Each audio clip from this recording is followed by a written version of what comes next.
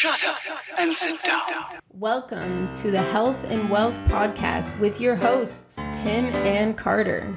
What's trending, Enrichers? Carter Wilcoxon, founder of CSI Financial Group here, with my co-host and former wealth advisor, Tim James, founder of ChemicalFreeBody.com and your new health advisor. This is the show where we reveal the connection between physical and financial abundance.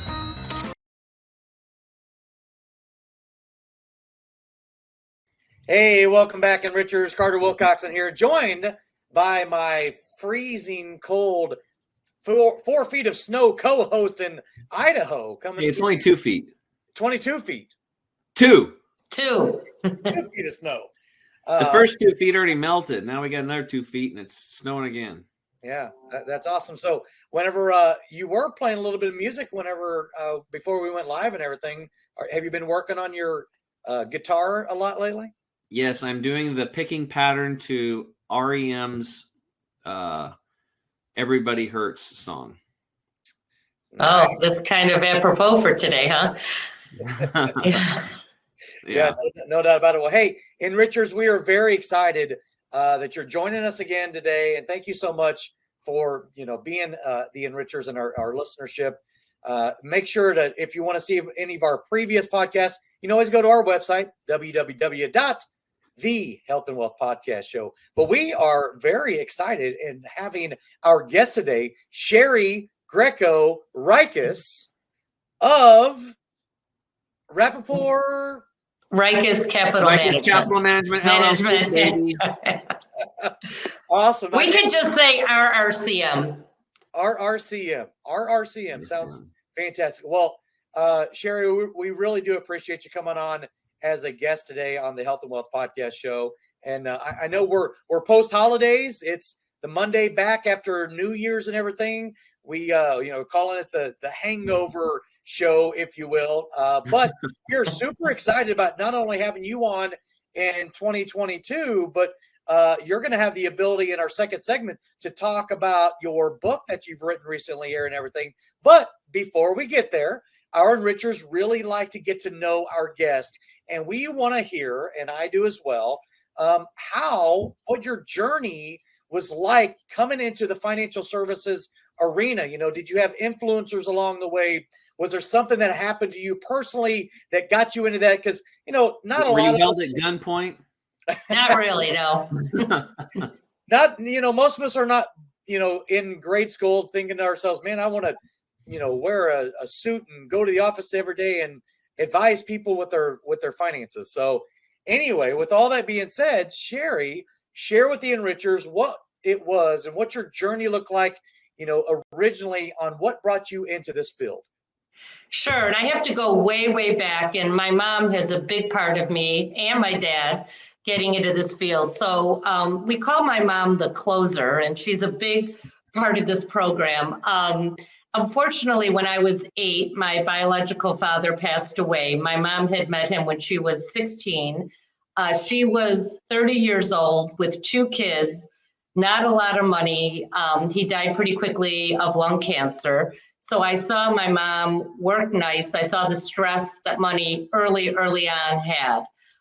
Fortunately, my mom was fixed up, only her second date. And she married my second dad, who adopted me, Dante Greco, which is part of my name. So 2 dates, 2 husbands. And Dante was in the banking business. So he had started community banks in the North Shore suburbs of Chicago. So when I was 16, I went to school for half the day, and then I went and worked at the bank. And again, there I saw how money just caused a lot of stress. My dad put me through all the departments. And at the time, there was the old facsimile machines where we used to get information from clients and look at their income. And I just saw a lot of clients come into the bank. They would want to cash checks. There wasn't money in the account. They wanted to get loans. So that had a big impact on me. I love numbers. I loved people. I loved working with people. So when I went to college, my dad, who adopted me, said, you should major in accounting because you'll have the best background in the financial service industry. So I majored in accounting, got my CPA, worked at Arthur Andersen, audited banks, went back to our family bank business. We grew from 2 to 5 banks. Eventually, my dad sold the bank. I became president of private banking. It was 4 mergers in 3 years. It was Bank of Highwood, then First Star Bank, First Colonial Bank, First Star Bank, and then U.S. Bank. And I actually hired my dad back as president emeritus. I became president of private banking. So we had a good time together. And he taught me almost everything I know about banking and finance. Unfortunately, he passed away. My mom got fixed up again, her third husband, third date. So that's why we call her the closer. But I never really forgot the stress of those clients. So after, all the mergers of the banks and my dad passed away, I went to a firm called Sanford Bernstein to start my money management, financial planning, or financial advisor career. I was there about 8 or 9 years. I met Dave Rappaport there. Actually, Dave and I went to college together. We were both accounting majors. We both worked at Arthur Andersen. We both worked at Sanford Bernstein. And in 2005, we decided to start Rappaport Reiches Capital Management. And at the time, we were using a passive or index-based approach, which was very unique because it was the heyday of hedge funds and active management. But we really started the firm with one mission, and it was to maximize the return of our clients' lives. Of course, we were going to maximize the returns, but we wanted to holistically look at everything in their lives, help them to really plan, leave a legacy, plan for the future. And that's how our firm started. We started in 2005. We have over 300 clients. We manage over 750 million, and we just merged with another firm. And we just actually had another firm come into our firm, so we'll be over 850 million pretty soon. So it's been a lot of fun. I love what I do. And in June, I just published my first book called Maximize Your Return on Life. Invest your time and money in what you value most. And we'll talk about that in the next segment. Shari, this is why I love this business, because your almost without exception, advisors really are in this business because they love helping people, right? And that's why I love being able to do this podcast, because I get a real sense on, how that's reinforced over and over and over and over. Every single advisor that comes onto the podcast, it's reinforced that, they got in this industry because they just have a heart for helping people. And it's very interesting to hear you and reinforcing that and everything. But a lot of that comes, I think, from the struggles that you see, that those experiences that they brought you to, like, you almost felt a sense of loyalty and a requirement to help people, is what it sounds like to me. Yeah, exactly. And I mean, even as a kid, I was always the one helping my friends. I was always the go-to, and it's just what I enjoy doing. And that's what I love about this profession. And I talk a lot. There's not a lot of women in this profession. So I do a lot of speaking to women groups and to different conferences, because it's such a great profession. You can, if you love numbers, you can do that. But ultimately, at the end of the day, you have tears in your clients' eyes when you help them. And I'm dealing with multi-generations. I actually have one that's 4 generations. I have the great-grandparents, the grandparents, the kids, and now the great-grandkids. And being able to help people is what it's all about. Yeah, I mean, being able to set up, a family succession plan and legacy plan and everything, that's our go-to. And in fact, it's our uniqueness that we bring to the advisor world by being able to make that accessible for the mass affluent. I mean, it's pretty commonplace and normal for, ultra high net worth families to be able to have that type of access and everything. But what we wanted to was to really to democratize and bring accessible to the mass affluent, market, that 500,000 to 5 million area that are all too often underserved. And, they have families that they care about as much as, the high net worth and those great grandkids that you're talking about, that you're working with and everything, that's pretty, normal for, that type of a family culture, if you will. If you're able to be successful, it's because the family was able to, to have that type of access. And I love what it is that you're doing, out there. So just out of curiosity, going back to like the type of schooling and everything, where did you end up going to school? And did you have any influences when you were going to school and getting the licenses that you needed in order to bring that type of financial advisement? Sure. So when my parents got remarried, when my mom got remarried, there was actually 7 kids. So there was the Brady Bunch. We called ourselves the Greco Gang. And so we all basically went to school in state. So I went to University of Illinois, which actually had a great accounting program, and I loved it. When I was in banking, there was a master's program at University of Wisconsin. It wasn't a true master's program, but it was a banking program where you really learn the ins and outs and in the management of banking. And then during COVID, one thing, because going in the lines of helping people, and a lot of our business is really coaching our clients. It's the stress that they have. It's the anxiety that they have about investing. It's the anxiety they have about their children or helping an elderly parent. So I actually got my certification in applied behavioral finance, which was what I've been doing for years and years.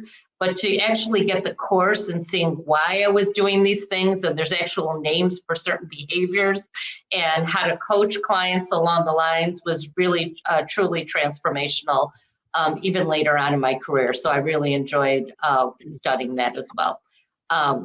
So that's kind of my schooling. I did get my CPA, and I was an accountant for 3 years. And I think those skills have definitely helped in the financial world, financial advisory world. Wow, that's awesome. So Champaign-Urbana, huh? Oh yeah. Go Illini, ILL. Yeah, there you go. Well, and I only, I've spent a little bit of time in Champaign-Urbana, and then one of our internal wholesalers, actually, that's where he graduated from, and so I have a little bit of a fondness for Champaign-Urbana. I guess not everybody knows that's where University of Illinois is at. But. Yeah. No, it's a great school. It was great. I loved it. I still have all my friends. I live in Chicago now, and it's been great. Awesome. Fantastic. So then you ended up having to deal with certain things, and you just alluded to it, being a female advisor in a predominantly male and I know this because 20 years of being in it myself, right? It's predominantly, male influenced out there. What types of challenges or struggles did you have maybe, early on or whatever, or maybe you didn't, I don't know, but do you want to share a little bit of what that experience was, since you've been in the industry for quite some time, and what it's like now then compared to now? Well, I'm kind of half full person, so I flipped it around. So instead of looking at it as a struggle or a disadvantage, I turned it around as an advantage, because I think there's a lot of soft skills that women have. And what I found through the years, and there's a lot of statistics on this, is that for some reason, gender roles, a lot of women do not take control of the finances. And at some point, 84% of women or more will solely be in charge of their finances. So I kind of made it my personal mission to educate women. So I've done lots of seminars to women. A lot of my blog is tied to women. I've done different webinars on the 10 things every woman should know. I've written articles about it. So I kind of flipped it around. And because of that, a lot of my clients, I have a lot of divorced women, a lot of widowed women, a lot of women that were career women that never, found a partner or had a partner. And so I call them women in charge. They're in charge of their finances, and they like to have a partner, and I become their partner. So I don't look at it as a disadvantage at all, being a woman in a predominantly male industry. I didn't think that just feeling your energy and your command of life, I didn't figure that was going to be an issue at all. It's like she's going to spin it to advantage. Well, we just had a young advisor on who's an African American, and he wanted to chat about the struggles and stuff growing up like that as a financial advisor, being African American, and I just I understand. Like, I had struggles growing up. I grew up on a dirt road. Kids made fun of me because I didn't have money and stuff like that at all. And, always being an underdog, I always liked it. I'm just like, I like somebody telling me I can't do something, because then I'm like, I'll show you. Right. Yeah. Like, so for some reason, in a weird way, it really motivated me. And I assumed that was the same for you. You had a really good background with your parents and stuff like that coming up. So you really have a diverse, like this gentleman that we had on before. He was into accounting and CPA, and that's a huge advantage. Just to know about it and be in that field before you become into financial advisors, because become a financial advisor. It's really important, because you are dealing with numbers, and you are dealing with taxes, and so much more. So I did have a question for you about, you were on, I was looking at your thing there, and you were a vice chair for a $23 billion pension system, right? Right. For the State Board of Investments for Illinois. Sure. So, one thing that I saw is like pensions might be the next thing to fall. And I wanted to know what your input was on that. Because I know right when I was getting out of the financial services industry, we had just had some type of a lead generation system. And this guy was at a local steel mill. And it was for his own personal stuff. But that's not why he filled out the form. He filed out the form because he was one of the board of directors on this for this pension. And he said, screw my stuff. He brings me out the whole thing. I'm just like, I'm like a pretty new advisor. And he throws me, he goes, our pension's underwater. And I don't know how I'm going to pay my guys coming up in the future. And he goes, these guys have burnt their skin and done all, they worked their ass off, and they're counting on me. And he goes, we give it to these financial advisors or these companies, and they just keep losing money for us. He goes, I'm concerned. And what am I going to do? And so I was wondering what you guys were doing, because the same thing happened in the state of Oregon. Our Secretary of State at the time, who's now our governor, Kate Brown, came into my Rotary meeting, and she said, yeah, we're going underwater and all this stuff and blah, blah, blah. And she was completely clueless. And I said, well, we haven't lost a dime of anybody's money, like, ever. And she didn't understand that. She just thought that everybody was losing. So what did you see in that pension, and what did you see? What do you see in the future of pensions for people? Right. And again, that was another example where, as my daughter said, I fit the dress. They wanted a woman on the pension board, and I was appointed by the governor of Illinois to be on the board. You do have to separate. There's the funding of a pension, and then there's the investment side. And a lot of pensions, including Illinois, are underfunded. So, we can't perform miracles on the investment side, but we can do a good job to take care and steward that money. And that was an amazing 4 years when I was on that board. As I mentioned, our firm believes in passive or index type investing, which is versus active, where you try to pick the winners or the mutual fund winners or the managing winners. And so when we took over the pension board, there was a lot of active management that we were paying very high fees over, and a lot of hedge funds. And the record of hedge funds has not done so well. So during our 4-year period, we reduced the hedge funds to zero. We reduced probably 70 to 80% of the active managers, reducing the fees by millions and millions of dollars to go to more passive strategies. So we really stabilized the fund to enhance the returns, reduce the risk, and reduce the fees. So you basically you shrunk the government and the people benefited. Is that what you're saying? There was a lot of articles you can look in the Wall Street Journal, and that's, they're like, wait, you're not hiring these friends of people with the high fees. You're actually going to go to the index, and you're doing something that's actually going to help the state. And people are like, wait, are we reading this correctly? But no, we did, and I feel very proud of what we did. And also the employee plan, which was their retirement plan, had a lot of active funds, and we moved it all to index, and we made the default to be what's called like a lifestyle fund. So if they didn't pick how they wanted to manage it, it went directly into a diversified fund based on their age, and that enhanced the risk profile, and again, enhanced the return and hopefully reduce the risk. Because a lot of employees, what you do is you look at the back of the page and you say, oh, this fund did really well. I'm going to put all my money in this fund. And guess what? What's the probability of that fund continuing to do well? It's better to just have these lifestyle the losers, and then they turn out to be the winners. That's how it worked. Oh yeah. So it's called rear view investing, and I'm not a big fan of that. And that's part of what we have to teach people.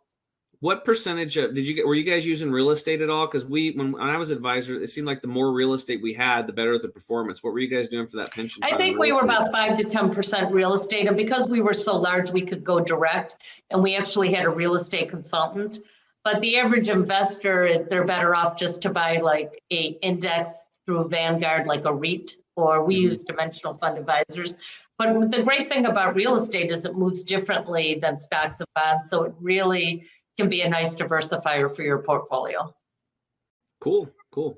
Nice. Carter, do you have any other questions about her background or history? Hey, you know what? That was actually fantastic. I'm glad that you brought that whole pension thing up, and you got a chance to see her as I was interviewing, right? Originally, you got a chance to bring that in, because I think that's obviously very important for you to understand and have that background and everything. So no, I think that we're good. And Tim, if you want to take us out to break, and then when we, we'll do our thing when we come back. Awesome. Well, sure. I knew you're smart when you said you got people out of those high fees and put them in the naked index funds, because that's what we were doing too. Because I told people, I'm like, you don't even need an advisor. You can just go get a naked index fund for 15 basis points and ride the roller coaster yourself. Why do you need to have pay somebody all these fees to do it? So. Well, anyway. as long as the advisor's doing more than just management, I agree with you. If the advisor, you need someone to really, we call ourselves the personal family CFO. And if it's all you want investment, I agree with you. But the problem is you need that investment to be part of a whole holistic financial plan. And that's where the advisor comes in. So don't mean to pound on you, but I'm a big fan of advisors, maybe because that's been my profession for many, many years. Well, no, I was just pointing out, like, it was part of actually our presentation where we were just saying, look, like where you're at right now, where almost 90% of people coming to us and probably coming to you guys too, that's what they were doing. They were paying a lot of fees and they weren't getting any other benefit. There was no estate planning, no life succession planning. There was no tax planning. And it's like, when you put all that stuff together, it's 1% here, 2% there, 4% there. It all adds up, and 7-8% over 30 years, millions of dollars, right? So anyway, we'll take a quick break. We'll be right back. Great, thanks. Estate planning. What does that even mean? When the inevitable happens for everyone on this planet, your estate plan kicks into action. But first, let's start with what an estate is. An estate is simply everything you own. Now, here's the issue and what needs to be understood when this event occurs. You only have 2 choices on this plan. Number 1, either you plan how your estate gets handed out and distributed to those you leave behind. Or number 2, your state decides who gets everything you own. For the first time ever, you can now take complete and total control of this plan that you've been deprived of for most of your life and generations before you. You can get personalized assistance along the way with a team of specialists whose job it is to make sure you have true peace of mind. It's important to understand that estate planning is a journey, and rest assured that our team will be available to you all along the way and at every step. Welcome to eState Plan, home of the last estate plan you'll ever need. To learn more, make sure to reach out to your local advisor licensed with us, or go to our website for more information.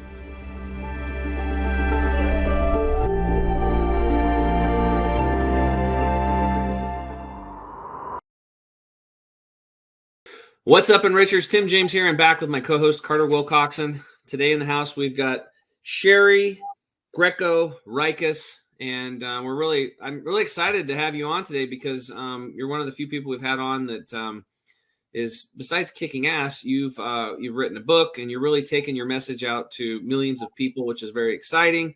And I wanted to congratulate you on that. And I also I've already, for some reason, I don't even know how I didn't know this, but you gave me a statistic earlier. So for the women listening and for the men that have women in their lives, 84% of women at some point in their time will be in charge of their finances, because typically the guy goes before the lady.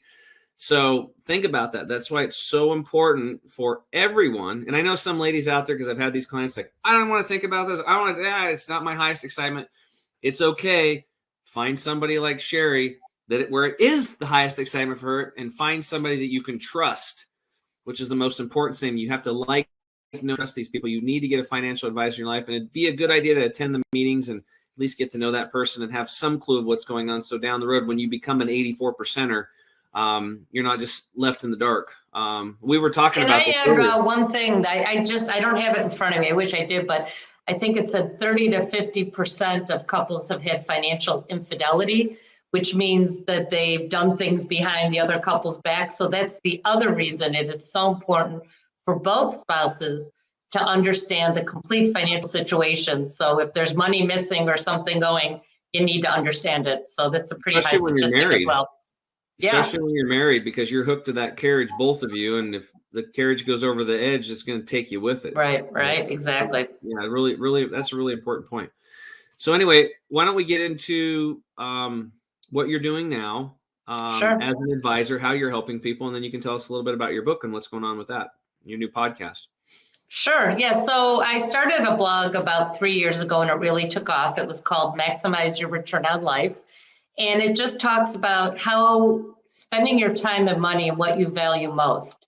And I spend a lot of time in the book really articulating your core values. In fact, I had, so when I meet with clients, I have a list of about 100 values. I give them each the list and I say, circle the top 20, go down to 10, circle 5 and compare them. And are the spouses on the same page? And one of the couples said, we spend more time picking out the color of our car last week than ever talking about our values. And it made me realize that it's really a message I wanted to get out there. And so these values become kind of your guide to how you spend time and how you spend money. And I use this analogy, when you go to a grocery store, you have a grocery list. And if you have the list, you usually will buy everything on the list and 1 or 2 extra items. But what happens when you go hungry and you don't have a list? You end up buying everything in sight. You forget the ketchup that you were supposed to get. You forget things that weren't on the list because you didn't have a list. And so I kind of consider this list of values kind of your grocery list for life. And I challenge through the book, I kind of break down the segments of the book. The first part of the book is, what are your early memories of money? And you mentioned this, you felt like you were the poor kid on the street. And that does impact how you spend money, how you handle money. And it's really important that if you have a significant other, you discuss your early memories of money, or maybe you've never thought about it in a long time, but it does. So the book has thought-provoking questions. So the first part is your early memories of money. The second part is really articulating your values, and I have exercises on that. Then I go into, where do you spend your money? What are the top 5 areas when you look at your budget that you spend your money? And we all just went through a pandemic. Maybe your values have changed. Maybe you love going out all the time and you wanted to go to concerts and you've realized, I'd rather just watch Netflix at home with my family. I don't need to spend money on that. And so it's a good time to reevaluate your values and your spending and make sure that you're spending within your values. I had a client that owned 3 homes, and when they did this values exercise, one of the items was flexibility. And she goes, I used to love when I was newly married and we just had an apartment and I could go on vacation and I used to write short stories, and now I'm working 70 hours a week so I can afford these 3 homes and manage the staff at these homes. And they ended up selling 2 of them, and they rent when they want to go skiing instead of owning a home in Utah. And so they got some of that flexibility back. The next section is your time. Time is limited. And how do you spend your time? And is it aligned with your values?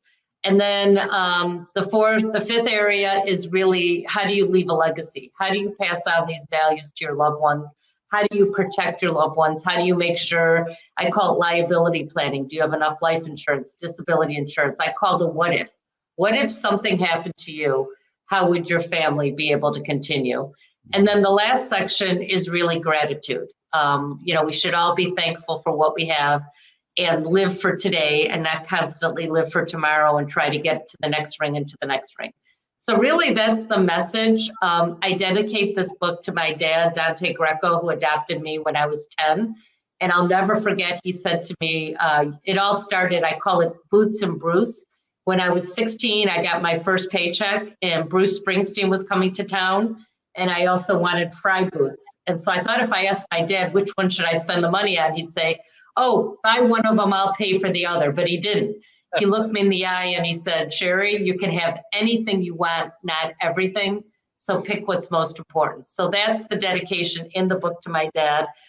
My clients all repeat that mantra. They'll call me up and they'll say, I just went to France because I can have anything I want, not everything, but I'm going to keep my car an extra 2 years. And so it's all the values. It's all what's important to you. And I hope, and the other big chapter in the book, can you guys guess what's the key to financial happiness? If you could do one thing, what do you think it would be to have less stress and happiness? Any guesses? Well, I would say be healthy. Not Well, worry. healthy is one. But to be healthy, you have to do something first. You have to live within your means. If you live within your means, you'll have less stress. You'll have money, emergency fund for that rainy day. If you do have a health problem, you might have money to help someone. And so I hope that one by one, I can change a few lives and get more people to live within their means. And there's a lot about that in the book. So I told you a lot about the book. There's a lot more to cover, but I just wanted to give you the highlights. Yeah, no, that's absolutely awesome. Do me a favor, give the title of the book again. And Richards, here's the deal. We will make sure in the show notes that you're going to have a link to that book and everything. Right. And in fact, it lines up so much with my philosophy. And I'll talk a little bit about our legacy stories here in just a second. But go ahead and share with the enrichers. What's the name of the book again? And I'm assuming that if they want to get it, we'll be able to give them that link for them to get access to it. Sure. Correct? And it's on my website, ShariGrecoReiches.com. But the book is called Maximize Your Return on Life. Invest your time and money in what you value most. And it's on Amazon. So if you just search Maximize Your Return on Life, it'll pop right up. And I hope you enjoy it. So happy to answer any questions. Carter, I got a quick question before you take over. Sure. Go ahead. Did you pick Boots or Bruce? Oh, I picked Bruce. And it's funny because I've been a Bruce Springsteen fan forever. And I think when I look back at my memories and how I spent my money, even as a young adult, it was always on life experiences. And I've continued to do that because I say they're priceless, Mm-hmm. So, but that may not be for everyone. Some people want material things. You have to be true to yourself. And there's a chapter in the book, it's called Judge Shari, where my husband, he's a huge cyclist. He wants to buy a new bike and he has to come to Judge Shari. And I ask two main questions. Is it aligned with your budget? And is it aligned with your values? And if the answer is yes to both of them, go get that, buy the bike, buy whatever you want that fulfills those two questions, and don't feel bad and don't feel guilty about it. But if it doesn't fit your budget or your values, then revisit it and see what kind of purchase will. I absolutely love that. And, you have really tapped into something that we believed in so much at our estate and legacy planning solution company called Epic Services Company, in an organization. And the timeline, you can go to that, and I'll try to put that in the show notes as well. But, Legacy Stories was formed in 2003 by co-founders Tom Cormier and Dennis Stack. And the whole intention and the idea was that you've got these advisors who recognize that, legacy planning and being able to pass on your valuables was critically important, right? So you have estate and financial planning. That's how you pass on your valuables. But what they recognized in working with their clientele was their clients, and again, you can listen and check out the timeline about Legacy Stories and get much more in depth. But they started that because we were losing all of this wisdom of the greatest generation and their families and all of these people that die off. And I have been saying now for quite some time, once I believed in the mission so much that we bought Legacy Stories, that everything in your head and in your heart, it dies with you. And if you have not documented everything that's in your head and in your heart, it's gone forever, right? So Legacy Stories was started in 2003. And then about 2.5, 3 years ago, I came in and I believed in it so much that, like I said, I bought it. They were having a struggle because of COVID. They weren't being able to stay afloat. And I'm like, we cannot let this thing die. So we purchased it. And now it's actually part of our advisors' onboarding platform when they get their estate planning work done with us, and why Epic Services is an estate and legacy planning solution.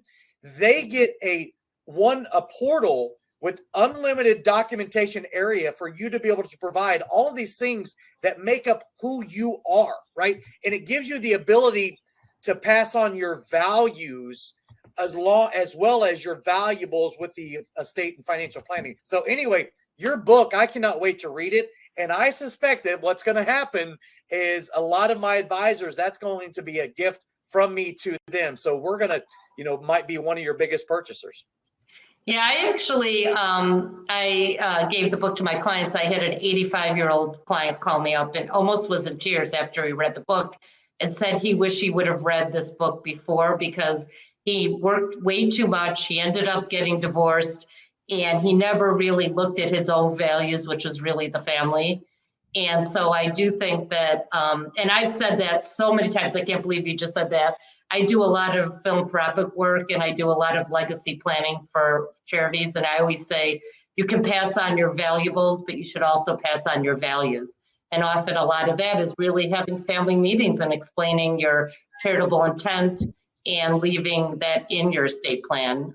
So I can't believe you mentioned it because I've been saying that for years. So I feel this karma between the two of us about that. Yeah, we are definitely philosophically aligned whenever it comes to that. But I love that idea of the video because, there are so many stories and there's so many things that you wish, when my dad passed away, there's so many, I just would love one more time to talk to him and if, to hear what he would have said or what he believes in. So I think that is awesome that you're doing.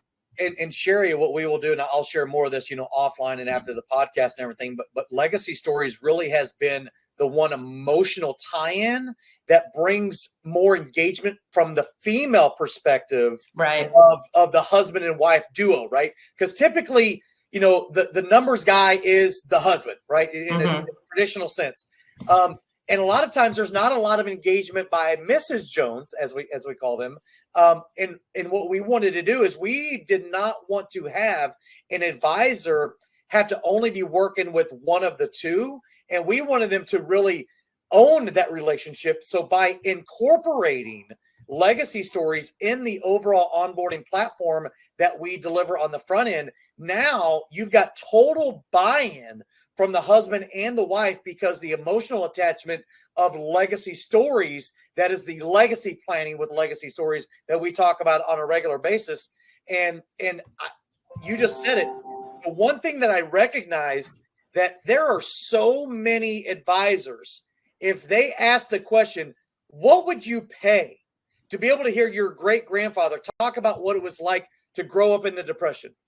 What would you do? What would you pay to hear your mom one more time say, or your dad one more time say? But what if you had an entire area where you could go and listen to them all the time, record their values time and time again? So on the Epic website, if you go to the epicservicescompany.com website and you click on the Legacy Stories tab, we have what we call the Legacy Story prompts.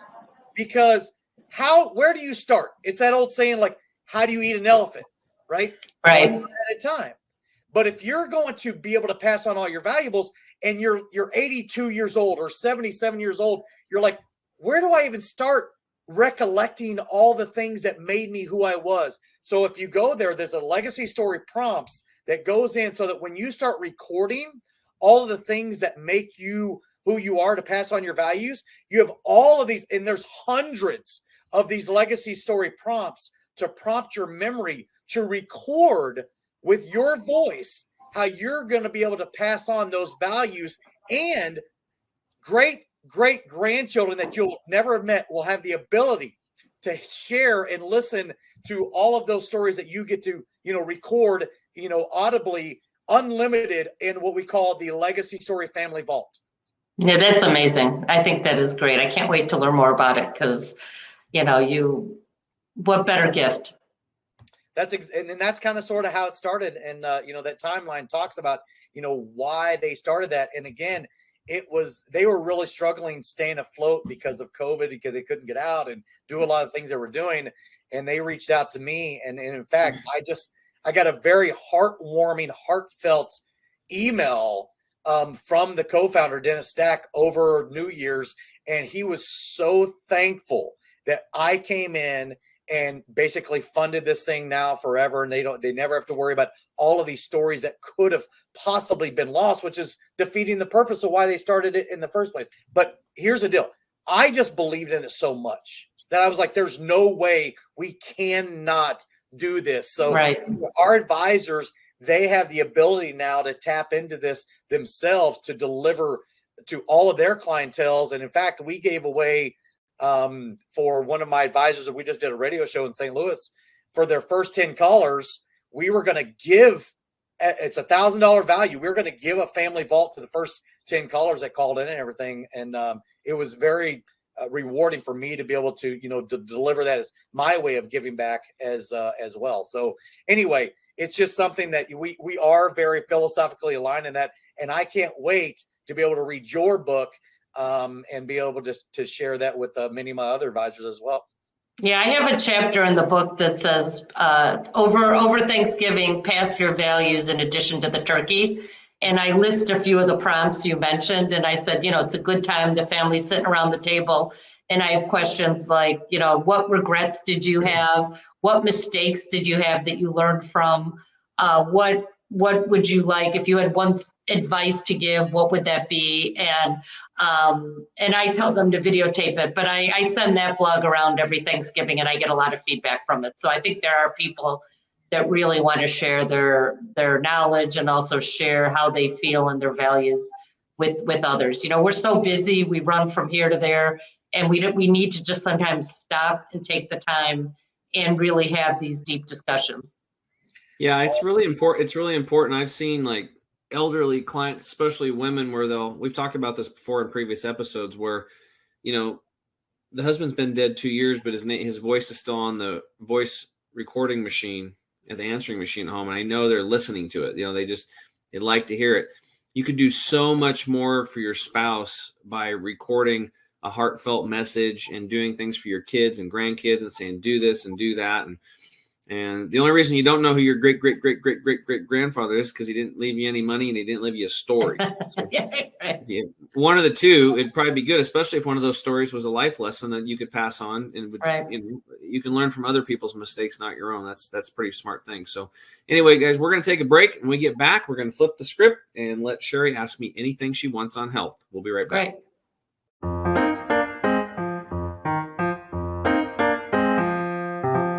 You want the absolute best for yourself, and you want it to be easy. That's why we created Green 85. It helps with detoxifying the body gently. We're proud it's chemical-free, unlike almost all other supplements you'll find. Bottom line, Green 85 will get you healthier. We look forward to hearing what Green 85 did for you.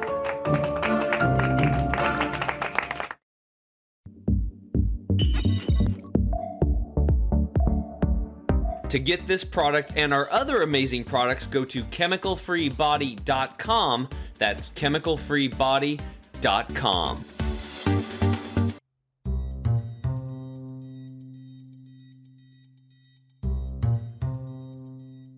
What's up, Enrichers? Tim James here. I'm back with my co-host Carter Wilcox, and today in the house again we have Shari Greco Reiches and super duper financial advisor. I just learned a few things from you today, and I really like how you and Carter and my values have aligned. We're really happy to have you on. I'm actually excited to share the book with a couple folks myself that you wrote.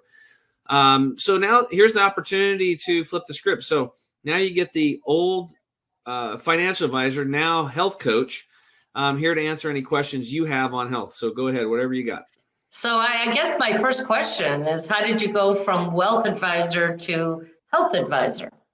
A good friend of mine got cancer. He got chronic lymphocytic leukemia and decided to go to the Hippocrates Health Institute in an effort to try to save his butt naturally, because Western medicine just didn't have anything for him at that point in time, except for, we hope we discover a cure before you die. And he's like, screw this. He was an entrepreneur, business owner, and he finally just took his control of his health and his life back, and he empowered himself. And so he asked me to go with him, and I flew with him to the institute. And at the time I was 42 pounds overweight. I had eczema on both my elbows and my knee, and I had another skin issue on my right shoulder. And I was inflamed and bloated and fatigued, and I was bleeding rectally when I pooped. And that's why my shirt says "Love when you poop," because for 2.5 years, it was a very painful experience for me. And I've done thousands of shows now, and I've found out that people all over the world are also bleeding rectally when they poop. It's not an isolated deal. I thought it was just me. And and then I had an organ removed on a vacation, which destroyed my vacation. And then we went to the Institute and we learned how to detoxify the body. Basically, the standard American diet was so acid, so low oxygen, and I got into a very high oxygen, high alkaline diet, and it changed how my cells metabolized, and I started healing very quickly. And within 60 days, I dropped the 42 pounds. It like literally just fell off me. And it's not just fat weight. People don't understand. It's just not fat that we're holding on to. It's inflammation and water retention, right? And too much sodium and stuff like that. So anyway, then I watched my friend heal himself naturally in front of my face in about 2.5 years. Like I watched his white blood cell counts come back into normal. We ran a marathon and completed that in 2012, the Portland Marathon.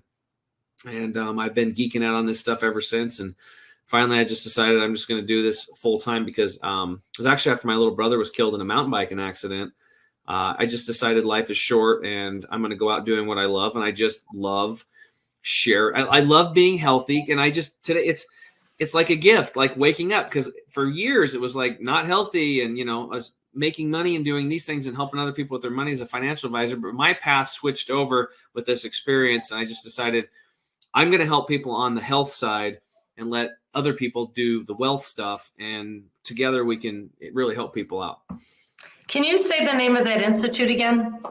It's called the Hippocrates Health Institute. It's in West Palm Beach, Florida. So they have a 3-week program called the Life Transformation Program. And that's what we attended. And what are the top 5 things that you changed in your life to make you feel so much better? Well, first off, I would say my attitude. And instead of being closed-minded, I became open-minded because things that I thought were woo-woo turned out to be true. Number 2 is that nature heals, and to understand that we don't live in nature, we don't live with nature, we are an expression of nature. And for people that don't get that, because we've been so detached from, our society's detached us from nature. We live in these concrete jungles, as they call them. We live in cars and contraptions and boxes and radios and electronics and laptops and all this stuff. We've forgotten where we're from. And if you just look at what's your body mostly made of, Shari? Water. Where else do you find water? Nature. Another one that's really cool is like if your body, when you die, if they cremate you, what's left? Minerals. Mm-hmm. Where else do you find minerals? Nature, right? And then as we're alive, we have over 60 trillion bacterial cells, and a lot of those bacteria that are in our gut, which represents about 70% of our immune system, the soil, the gut microbiome or gut bacteria are the same ones you find in the soil. So we are literally an expression and from nature. So that was another one that I learned. And then other than that, we just, I stopped eating a bunch of cooked, crappy processed foods high in sugar. I cleaned up my air. I cleaned up my water. Those are 2 major inputs that people are just kind of, it's not that big of a deal. I've got a Brita water filter. I've got a filter on my fridge, or I've got a bottled water tank. The last advisor we talked to, we had bottled water, but a lot of that bottled water is, it's polluted. It's acid. So how do you clean up your water? Well, if you really want to do it right, there's different stages depending on people's money. Like I've went through 6 systems. So what I do now is we have a triple purification system, and then we run it through another unit that then restructures the water so you can actually absorb it again. Because if you're drinking water from a city tap water, those high pressure pipes have made those water molecules too big. It's kind of coagulated them. And you'll drink a lot of water, but you'll just pee it all out, most of it. It won't get into the system because it's too big. It's like bowling balls trying to go through a chain link fence, right? So if you get it small again, like sand, then the sand goes right through the chain link fence. That's your intestinal lining into the bloodstream and into the cells. So when I switched over in 2018 to restructured water, that was a game changer for me, because instead of just drink water, and I was the big proponent. I'm the guy that's like, drink half your body weight in liquid ounces daily, never just drink lots of water. Well, when I got the restructured water, I would drink it, and then it would just disappear. And then an hour or two later, then it was whoosh, then it would come out. So that told me it was different. It was actually getting into my system, doing what it needed to do, and coming out. Major game changer. So many people with arthritis, back pain, you have gut inflammation. Water is the lubricant of life. It'll increase your IQ. Literally, we become dumber if we don't have enough water. So getting your air and water and your sleep and food dialed in on these inputs are foundational. When people do that, we literally have people on our program within 6 months. Not only do they look 5 years younger, but they feel 10 years younger, as they should, as we get all the man-made chemicals and crap out of the cells and we start flooding them and reconnecting them with nature. People's immune systems come back really quickly, and they get back to where they should be. And you talked about inflammation. So what are some tips? Because I hear about a lot of my peers have rheumatoid arthritis, or, they have creaky knees, and it's a big buzzword right now. I'm feeling inflamed or inflammation. So what are some ways to reduce that? Well, number one is water. That's absolutely number one. And getting the right water. Because if you're drinking, you have to be careful too, because there's people that are very good at marketing. They say alkalized water as an example on a bottle. All they're doing is throwing baking soda in that. You drink too much of that and you'll destroy your gut, like literally. So it has to be the right type of alkalinization on the water system, right? So that system that I told you that restructures it, it also alkalizes it and actually charges it with molecular hydrogen. So when you drink this water, it's like pouring the perfect fuel into your body. It's actually amazing. Like, I literally get high on water every day, and it's kind of cool because when you start understanding how to charge your cells and clean up your cells and get the metabolism working in a more efficient, when all those cells are working at higher levels, you work at a higher level. You have more energy. You wake up, you feel good. The rheumatoid arthritis starts dissipating. But for inflammation, I'll just give you about 4 or 5. Okay, number one is water. Number two is stop eating things that cause inflammation. These are things that are acid-based. Alcohol converts to sugar. So any sugar or alcohol, that is like pouring gasoline on a bonfire. I have a friend right now who's my age, who can barely, he hobbles around. He's got uric acid buildup, or as most people call it, gout. He has gout in his feet and his hands and stuff. That is going to eventually kill him and shut down his kidneys. And he's not going to, his quality of life is terrible right now. And I told him, I said, hey man, look, you keep drinking them beers, because he's an alcoholic. I said, you are, he could barely, I was just over around Christmas time, and he was barely bending down to get his alcohol. He could barely get there. And I'm just sitting there watching this going, oh my God, it's like he's causing his own suffering. But why is he drinking the alcohol? Because he's suffering on an emotional level, and he's trying to hide from something. He really needs some support. He needs to face that and understand that, creation doesn't make mistakes. He's here for a reason. Whatever that crap he's dragging around, he needs to set that luggage down and walk away from it. I'm trying to help him, but you got to help people help themselves. Yeah. So acid-based foods are, overconsumption of meat. Meat is acid. Dairy products for sure. Wheat, gluten. These things are highly acidic. Orange juice, apple juices, like stuff like this, especially ones that are pasteurized, heated at high temperatures. It's just like pouring a gasoline on a bonfire. Sugar and stuff like that. So avoiding that crap, limiting it, and starting to put in alkalizing foods into your body, fresh green juices, sprouts, lots of vegetables, and then also grounding. We've talked about this before. Are you familiar with grounding or earthing? Okay, so the earth puts off this natural frequency, right? You hold the compass up and it moves. Why is the needle moving? Well, there's an energy that the earth has, right? It's called the electromagnetic field. And when we are in our bare feet and we're in contact with the earth, which is where we're from, it's the second that your bare feet break contact with the earth, inflammation begins at some level, a cellular inflammation. So where I work back home, I have a grounding pad on my desk and on my feet. I work barefoot, but you can put it on your desk. So when you're typing and touching, you're doing it. And you can also buy sheets that have silver threads in them. So when you're sleeping, it can be plugged into the third prong of your electrical socket. And outside that third prong goes into a metal rod into the dirt. and it brings in that same frequency directly into the bed, into that mat or those silver threads. Wow. So you're grounding at night, reducing inflammation while you sleep, improving your sleep, reducing that pain in your neck and your arthritis and all that stuff. It starts reducing it. And then another thing that we've just recently come out with, a lot of people are really big, probably the last 5 years, especially turmeric products. People are really learning about turmeric and then adding, because it has an anti-inflammatory compound called curcumin or curcuminoids. And now you'll see it where people are taking it with black pepper.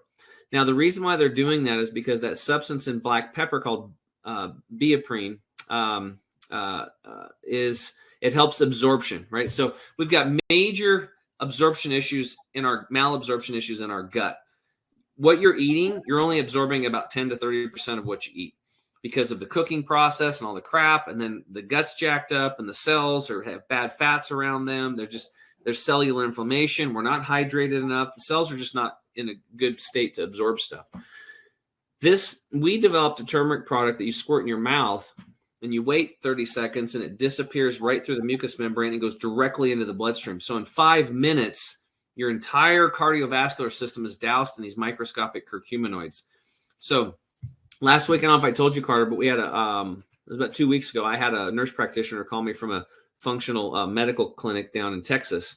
And she heard me on a podcast, got on the turmeric product, and then now it's their go-to for anti-inflammatory in their clinic. And this is starting to happen more and more as people understand the power of turmeric. But we do a very special delivery method. So lots of water, avoid the acid-based foods, the sugars and the stuff like that. Grounding, that's very passive too, because once you get that, it's done. Taking a turmeric product, drinking green juices and alkalizing things. And then the last thing is these, we found a little infrared sauna that actually broke a natural law that reduces inflammation. Like, did you got the sauna yet, Carter? I have not actually ordered that yet. Yeah, it's actually on my website now. We have it on the website. You can order it directly on our site now, so you don't have to. We just got that done. Well, no, because Christina was just telling me I need to get that, and you were telling me. It's awesome. Like, I've been a sauna freak for 9 years. Do you ever take sauna, Sherry? I love saunas. Yeah. Okay. Yeah. You feel, they I've got an initially for the detox, pushing crap out because chemical free body. It's my company getting the toxins out at the deeper level. This little saunas in general will increase your core temperature about 1 degree to 1.5 degrees, which is awesome. When you get sick and you get the flu, your body creates a fever to kill the virus. So when you're taking a sauna, you're creating an artificial fever. So we were telling people, like, you feel a tickle in your throat or you feel like something coming on, you get your butt into a sauna and knock it out early, right? Drink lots of liquids, get lots of sleep, and take those saunas and beat that sucker back. And it's kind of a preemptive flu, right? Fever. And Hippocrates said, and so did Paramedes, give me the power to create fever and I will cure all disease. So this little sauna that we found about a year ago actually can increase the core temperature up to 3.2 degrees because they broke a natural law. It's unbelievable. So I sold my $5,400 sauna. I bought this little $1,900 one, and they actually have a $1,300 unit too, or $1,400. And the technology is unbelievable. So you can just get into that every day. And oh my God, when I started doing that from trail running, I could run really hard once a week and my knees were all inflamed. When I started taking the turmeric, then I could run twice a week. Now with the drinking my water, the turmeric, and doing those saunas daily, I can literally run every day. I've almost eliminated all inflammation. So I also have the grounding pads. So these are what I call cards in the deck of health that you can just keep stacking, right? And you don't have to do them all at once or feel over and say, okay, well, maybe right now I'm just going to, drink more water and then get the turmeric product or something like that. And then I'll look into these grounding mats. And then when you get to that, you get that in there. And then you just keep layering it. Then you get the sauna. And before too long, you've created a lifestyle that is highly anti-inflammatory. And you're going to bring back the youth, so you don't have to get, Velcro shoes when you get older. Like, people can't move that much. Right. We get a lot of people in their 70s that will, we help out a lot with all these problems, and they've tried all this stuff and medications and they can't. And we just get down to the root of the problem and help them with that. It sounds amazing. That sounds great. Awesome. Any other questions on health? No, I mean, you kind of answered it because, you read everything that's, you should have carbs, you shouldn't have carbs, you should have fat, no fat, you should have milk. And it sounds that you've got a process here that kind of, backed by your research, pulling these things out. And so what are your dairies? What are your alternatives to dairy? Do you soy? So you and I must be very linked up, because you mentioned milk, and I was just going to touch on that. So I'm glad you brought that up. So I also use something called common sense. And a lot of us, we get so busy. That's what you're talking about. People get so busy, they forget to use common sense in advising with their money and stuff like that too. And we also do it in health, right? Somebody could be an MBA, all this and this and that. They got this alphabet soup behind their name, but they're completely clueless on their health. But they're not. If they actually use their instincts and common sense and really pause for a moment. So this is the answer for dairy products, all of them. Well, first off, where do dairy products come from? Animals. Right. Cows. The breast of typically the breast of a cow. In nature, what is the purpose of cow's milk? To feed their offspring. Right. Their babies. Until when? Until they wean, and then the baby cow goes and eats grass, right? Mm-hmm. So we are the only species that drinks the breast milk of another creature. Let's just put that into context. And why a cow? Well, because cows are big, they produce a high volume of milk, and they're very docile and easy to handle. Now, wild cows, not so much. Big wild cows are mean, and you don't want to mess with them. But these have been hybrid down, so they're kind of more docile, right? And the other thing is, it's not only is it very unnatural to drink from the breast of a cow, because why not a tiger or a giraffe? Again, it's because of they're easy to manipulate and handle and the volumes. Now, that's one thing. The other thing is that we don't have a substance in our gut called renin. Baby cows have renin. You have to have renin to break down casein, which is the main protein in dairy or in that cow's milk. That's why everybody at some level is lactose intolerant, some more than others. We can't break it down. That's why doctors sometimes will prescribe people with ulcers to drink what? Milk. Why? Because the milk goes in and coats the stomach and gives an artificial temporary barrier and gives them some temporary relief. But eventually it's going to break down and then go on, and then their ulcer's there. They didn't get to the root of the cause of the ulcer, which was the dairy and the other stuff they've been eating and their stress in their life, right? So if we use our common sense, we know that breast milk of a cow is for a baby cow only for a short period of time, because there are no adult cows that drink cow's milk for strong bones. So why are we drinking it for strong bones and calcium? Because that's what the industry has told us that we need to do. So I looked into this, and if you look at the United States and Canada and Ireland and places that consume the highest amounts of dairy, you would think that they'd have the lowest amounts of hip fractures, osteoporosis, osteopenia, but it's the exact opposite. The people that are eating the most dairy products, the most milk, the most yogurts, and these types of things have the highest bone fractures, hip fractures, osteoporosis, and osteopenia. And it's because when you bring this acid-based substance into your body, this milk that a lot of us grew up with, me too, chugging it with, Michael Jordan mustache and all that stuff, you're actually creating so much acidity in the body. Our bones, as a protective measure, we will start leaching calcium out of our bones to go neutralize that acid-based substance that we just brought in, weakening our bones. It does the exact opposite of what we've been told. Now, I'm sure in the financial services industry, there's many things that we were told growing up that you should do. And then when you got older and got into financial advising, you realized that what society is doing with their money is completely wrong. People are doing the exact opposite. And that's why 74% of Americans have less than $400 saved. And we have a national savings crisis going on right now. Well, we also have a national health crisis. Whatever the mainstream is doing, whatever they're telling you to do on TV, do the opposite. And you've got probably a 99% chance that's where success is. That's what I've discovered.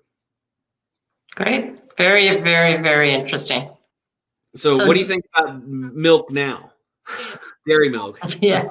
So do you drink soy or oat, or what do you? Well, I don't drink soy milk because a lot of that's genetically modified, which disrupts the plant's metabolism, and they start producing formaldehyde. So if you want to embalm yourself, eat genetically modified foods, those with the PLU stickers starting with the number 3, or things like soy. Soy has estrogen mimickers that throw off our hormones and cause breast cancer and cervical cysts and uterine cysts and prostate cancer and man boobs. So I don't like man boobs, so I'm going to not do the soy thing. But if somebody said, hey, I'm going to get off of a rancid, burger that's filled with nitrates and nitrates. I'm going to do a tofu burger for a while. Okay, it's a bridge, whatever.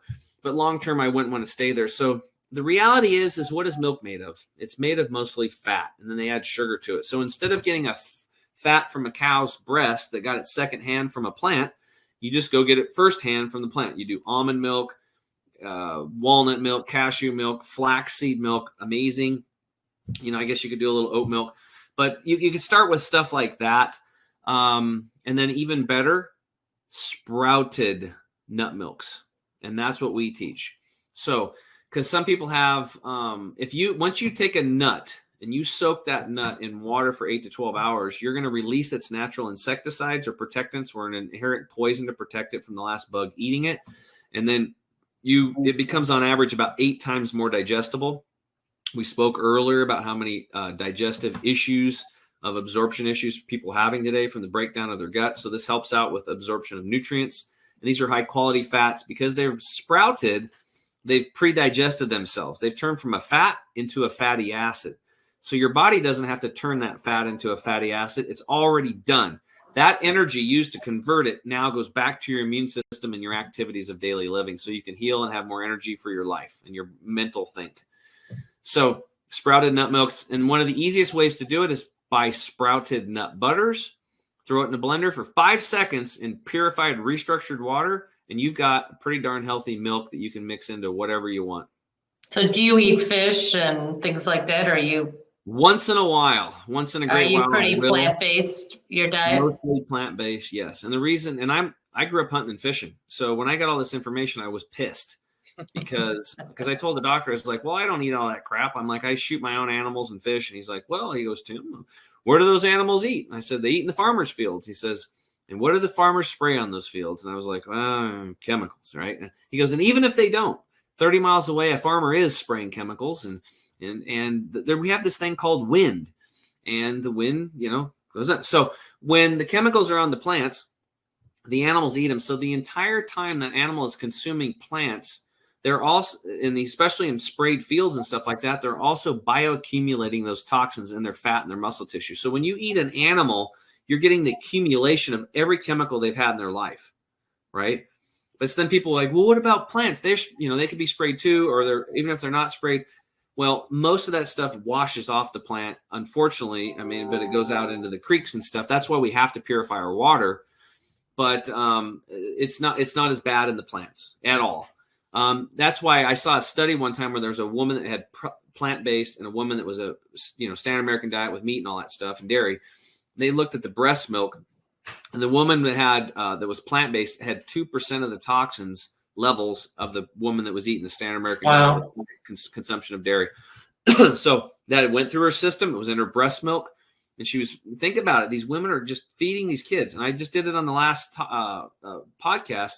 Look up these 3 words, umbilical cord chemical, in your browser, umbilical cord chemical. You'll see the same studies that I saw showing that every single child being born today, they test the umbilical cord and they're finding 250 chemicals in the womb. And they're only looking for 400.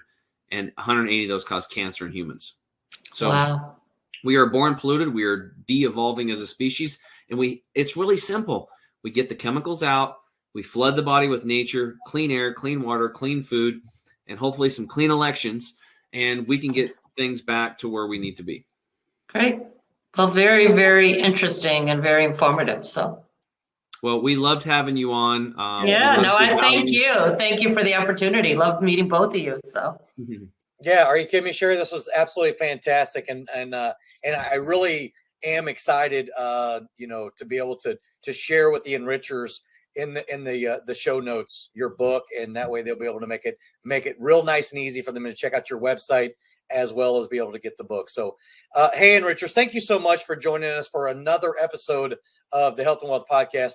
To be able to see any of our previous guests, make sure to check out our website at www.thehealthandwealthpodcastshow.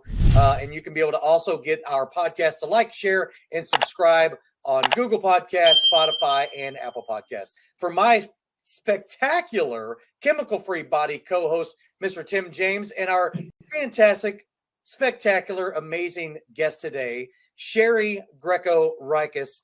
Thank you all very much for joining us. Everybody have an abundant, fantastic rest of your week. And until next time, we will see you here on the Health and Wealth Podcast. Thank you, everybody. Hey, Enrichers. Thanks for tuning in to another episode of the Health and Wealth Podcast. I'm your host, Carter Wilcoxon. And I'm your host, Tim James. And by God, we are committed to helping you guys have fat wallets, flat bellies. So tune in again for another episode and make sure to like, share, and drink a lot of water. Or beer.